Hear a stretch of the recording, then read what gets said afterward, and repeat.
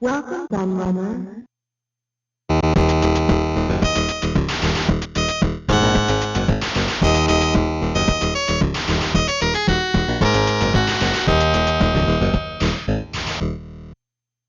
It's fair to say that there's a pretty big following for the Commodore Amiga computers in the retro gaming community, and indeed amongst the viewers of this very channel. This is very much backed up by the polls I run for these amazing facts videos, as the Amiga becomes the first system to get 3 videos covering it. We've already had episodes on both the Amiga CD-32 and the Amiga 500, and now the Amiga 1200 joins that club, having eventually won its respective poll after a very close back and forth battle with the Acorn Archimedes. Released in October 1992, the release of the Amiga 1200 was a big moment for Commodore. Okay, so it wasn't the first 32-bit Amiga, but it was the first one squarely aimed at the more casual consumer market, and designed to replace the best-selling A500, which was already sitting pretty as the leading home computer across all of Western Europe. The market that the A1200 arrived in was a very different one to the one that existed when the first Amiga model, the A1000, was launched, and indeed the one that the A500 debuted in. The PC was starting to become the dominant home computer platform across the world, as it already had in North America, as new graphics and sound cards started to bring it in line with the competition, especially as far as games were concerned. And the advancement of home consoles was also continuing to grow at an exponential rate, thanks to the launch of new 16-bit game boxes like the Sega Mega Drive and Super Nintendo. These have now become the biggest threat to the Amiga, as it was primarily used as a games machine, and the A1200 needed to re-establish its credentials. Unfortunately, it didn't quite go as Commodore wanted, as less than 2 years after the computer launched, the company entered bankruptcy. The A1200 will live on for a short time, as we'll find out, but this video will be looking at lots of other interesting elements of the Amiga 1200 story too. So with that important historical context out of the way, it's time to get on with the show, as I proudly present 10 amazing Commodore Amiga 1200 facts.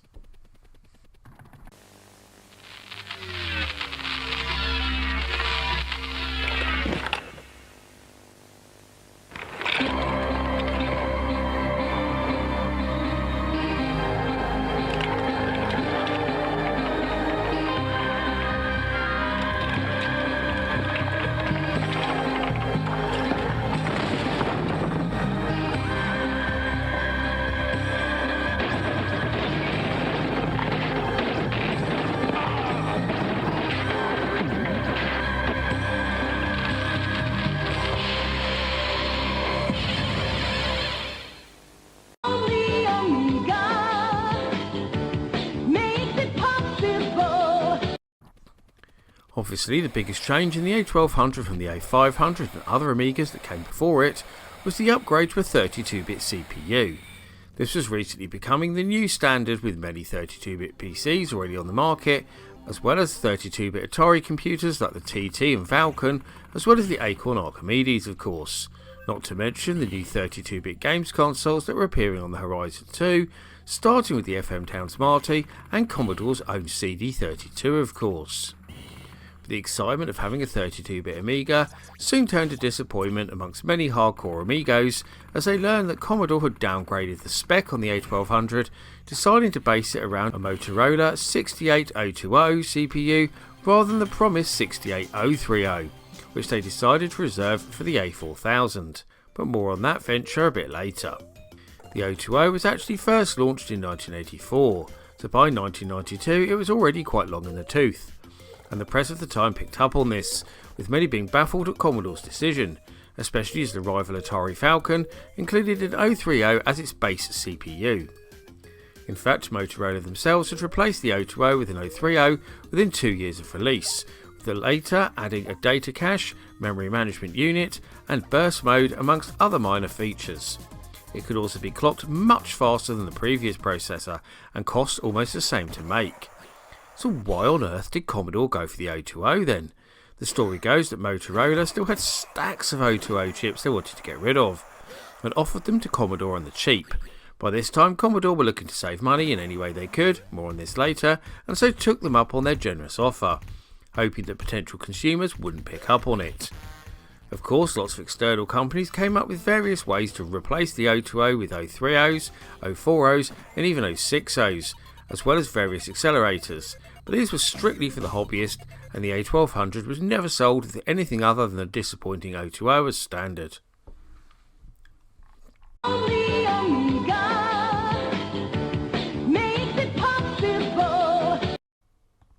Aside from the new 32-bit CPU, the biggest difference between the original 16-bit Amigas like the A500 and A1000 and the new model was the AGA, standing for Advanced Graphics Architecture chipset, which was now responsible for the graphics and gave the Amiga a host of new abilities too.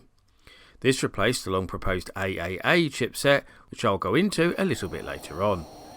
The first big improvement comes in the extended palette, which now offers up 16.8 million colours, and new modes allow you to display 64, 128, 256 or 262,144 in ham8 mode on the screen at one time.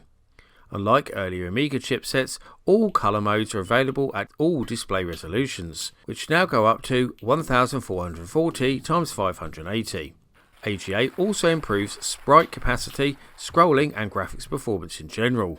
However, this isn't quite as great as it sounds, as AGA still operates on a 16-bit data bus, meaning that significant bandwidth is wasted during register access and copper and blitter operations. Also, the lack of a chunky graphics mode is a big speed impediment to graphics operations that aren't tailored for planar modes, resulting in ghost artifacts during the common productivity task of scrolling. AGA also lacks flicker-free high-resolution modes, being only able to display 640 x 480 at 72 Hz with flicker-free operation, giving it a big disadvantage over its rivals of the time as far as productivity goes. Although there were big improvements to the graphics hardware in the A1200, the audio remained exactly the same, with the Paula sound chip offering 4 DMA-driven 8-bit PCM channels, with 2 channels for the left speaker and 2 for the right. This was very much criticised at the time, with people at least expecting a double or quad Paula for true 8-channel stereo.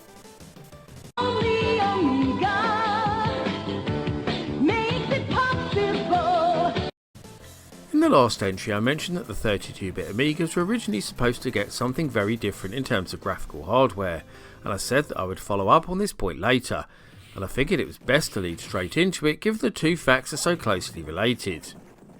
Development of the proposed AAA, standing for Advanced Amiga Architecture, began as early as 1988 as an upgrade on the existing Amiga graphics hardware. I'll put a full graphic of all the different things it was supposed to offer up on the screen, but to give you a brief rundown of some of the major improvements it offered, there was a proper 32-bit bus, so there wasn't any bottlenecks communicating with the CPU, 24-bit true colour graphics modes, flicker-free mono high-resolution mode, near limitless sprites of almost any size, a lot like the Amiga's near relative, the Atari Lynx, built-in gen lock capability, dual play fields, and a direct CD-ROM interface. This made it a lot more versatile than the AGA chipset that we got instead, and would have put the Amiga well beyond anything else available on the market at that time. So what went wrong then?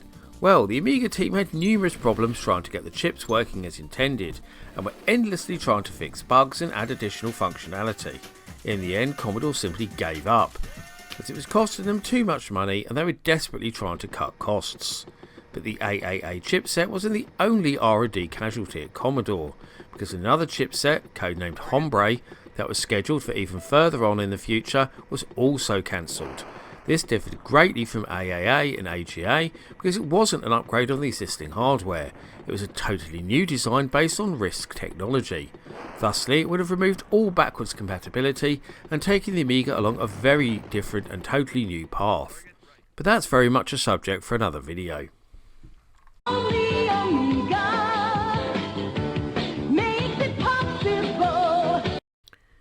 Now I think everyone already knows that the Amiga 1200 was also turned into a 32-bit games console too, in the form of the Amiga CD32, which arrived just under a year later.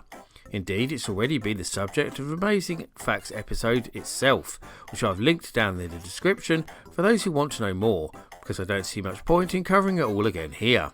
But what I do want to bring attention to in this entry is the cancelled CD-1200 add-on, which would have effectively turned your Amiga 1200 into a CD32 games console with a keyboard. This add-on looks a lot like a cut-down white CD32 and connects onto the side of the computer. This allows you to play all the console CD-based games and includes the extra Akiko chip too. This new silicon acts as a CD-ROM controller and also performs chunky to planar graphics conversion too.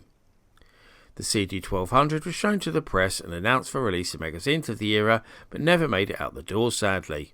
The only known prototype of this device can be found at the Retro Computer Museum in Leicester, UK, and they were kind enough to let me take a closer look at it some years ago. So if you want to find out more about it, then click that link in the description.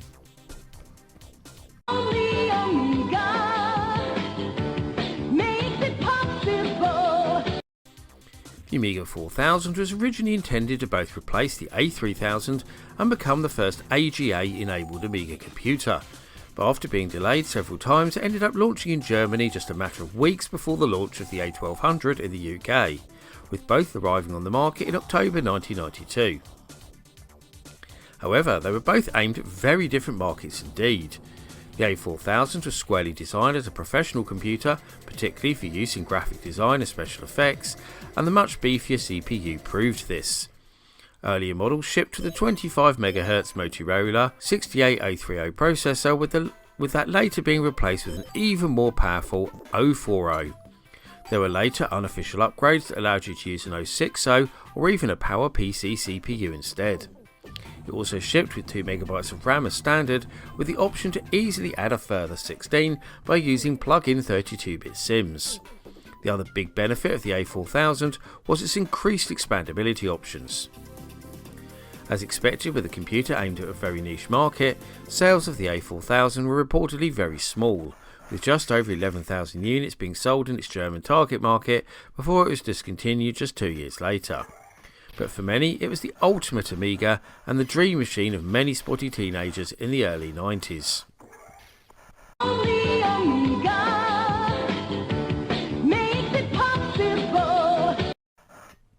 With the A1200 becoming the leading consumer computer in Commodore's range, they chose to cancel production of the best-selling A500, but weren't quite done with the 16-bit OCS Amigas just yet, as the A500 was subsequently replaced with the new A600. This new, much smaller computer was roughly the size of an A1200 cut in half, and featured very similar stylings too. In fact, the size of the new computer was by far the biggest talking point, as it removed the numeric keypad from the right hand side to do this. It was pretty clear that the A600 was very much designed with games in mind. However, it did have some cool new features to compensate, including the ability to add an internal hard drive and PCM CIA port. It also shipped with Amiga OS 2.0, which was considered more user-friendly than earlier versions of the operating system. Like the A500 before it, the A600 was aimed at the lower end of the market, and Commodore hoped it would revitalise sales in this sector, which had been declining in favour of 16-bit games consoles like the Sega Mega Drive and Super Nintendo. According to Commodore's Dave Haney, the A600 was supposed to be $50 cheaper than the A500, but it came in about that much more expensive. He also revealed that the A600 was originally supposed to have been numbered the A300, positioning it as the lower budget version of the Amiga 500 Plus.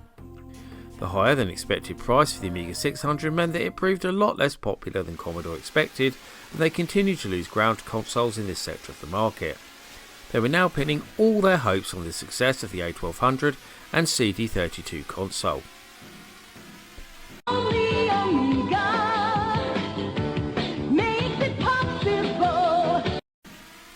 Another change that was made in the core Amigas as they moved focus away from the 16-bit A500 to the 32-bit A1200 was the ability to add an internal hard drive.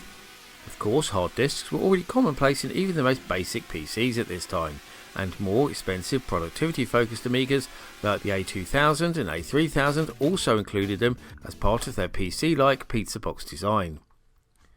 The A1200 featured a PCM CIA Type 2 slot and an internal 44-pin ATA interface, both quite commonly seen on laptop PCs of the same era, with internal housing for one 2.5-inch internal hard drive connecting to the ATA controller, although it is also possible to accommodate slim 3.5-inch drives with a suitable cable and fixings.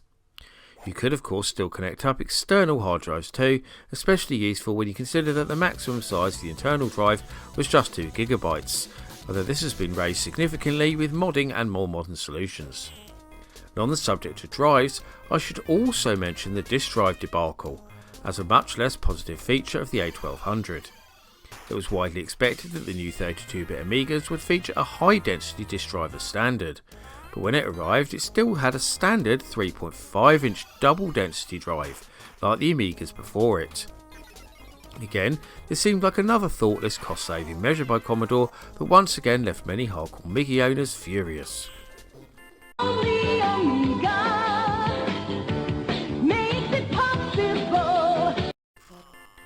I've talked plenty about the A1200 hardware now, and so I really should talk about some software, and most specifically its operating system, because we should always remember that the Amiga was the first home computer to come with a GUI based multitasking OS as standard when PCs were still stuck in the dark ages with the archaic MS-DOS. The first Commodore produced A1200 computers shipped with Workbench 3.0 and Kickstart 3.0, which together provided a standard single-user operating system and support for all of the built-in hardware. The later models from Escom and Amiga Technologies, more on those shortly, shipped with Workbench 3.1 and Kickstart 3.1, aka Amiga OS 3.1. Earlier A1200 models could also be upgraded to this new spec by installing compatible Kickstart 3.1 ROM chips in place of the old ones. So I'd better tell you what Amiga OS 3 offered that previous versions didn't then hand-tie. Well, firstly there was a new universal data system, known as data types, that allowed programs to load pictures, sound, text and other content in formats they didn't understand directly through the use of standard plugins. There was also better colour remapping for high resolution display modes, including support for the new AGA chipset, a new and improved visual appearance for Workbench Desktop to take advantage of these new graphical features, and last but not least, CD-ROM support, which was required for the new Amiga CD32 console and cancelled CD-1200 add-on. There were also loads of third-party operating system solutions produced too, for the Amiga 1200, including the popular Morphos, as well as further revisions of the actual Amiga OS to bring the machine into the present day, but these never came as standard.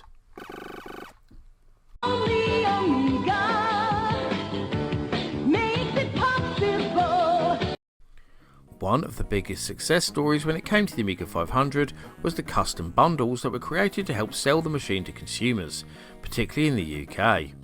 According to ex-Commodore UK marketing manager David Pleasance, there were 3 in particular that were very popular.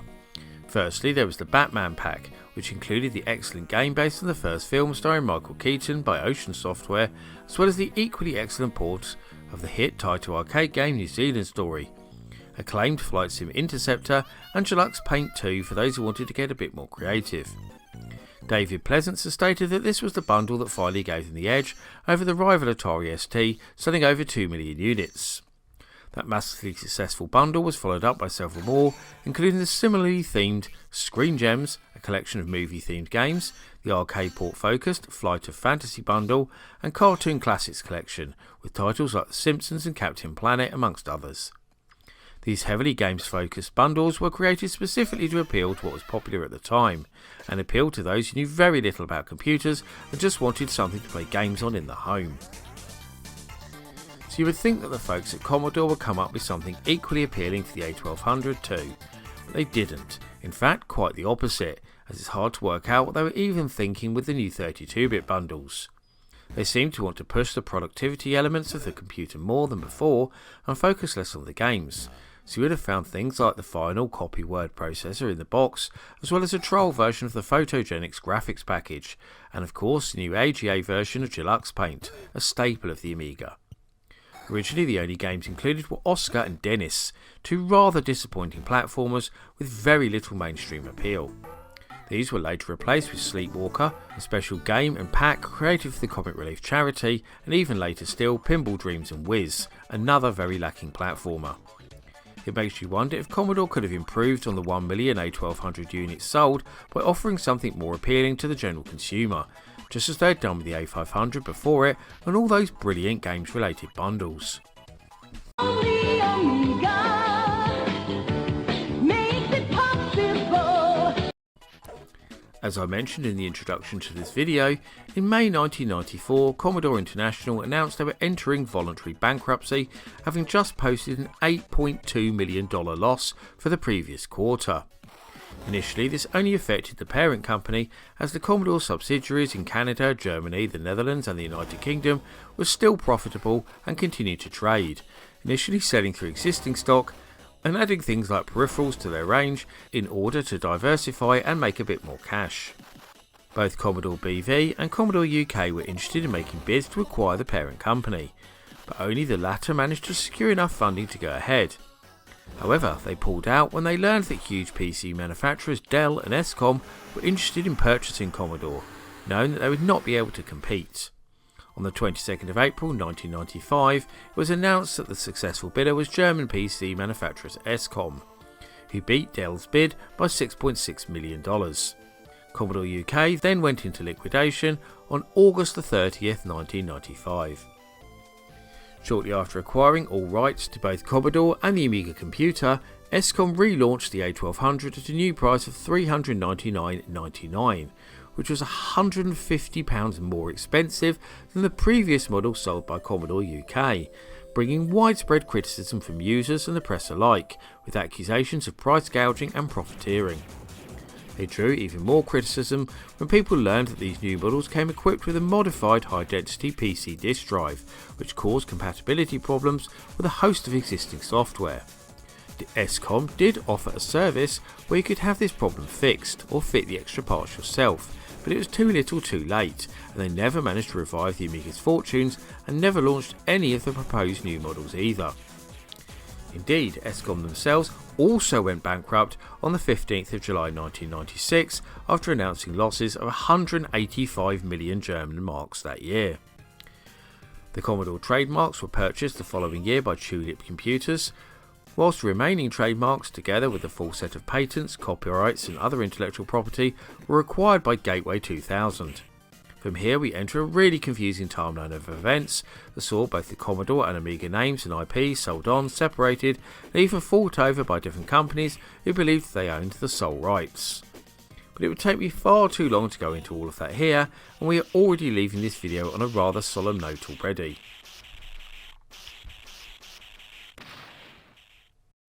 Look out for the amazing Commodore Amiga packs. And remember, you can win one by calling Commodore right now on 0891 1010 98 with the answers to our questions. And don't forget, all calls cost under £1, so don't miss out. Get on the phone right now for your chance to win. And that runs up my look at 10 amazing Commodore Amiga 1200 facts. But which one of these fabulous facts was your favourite, or can you think of any other tantalising tidbits of trivia that I didn't include?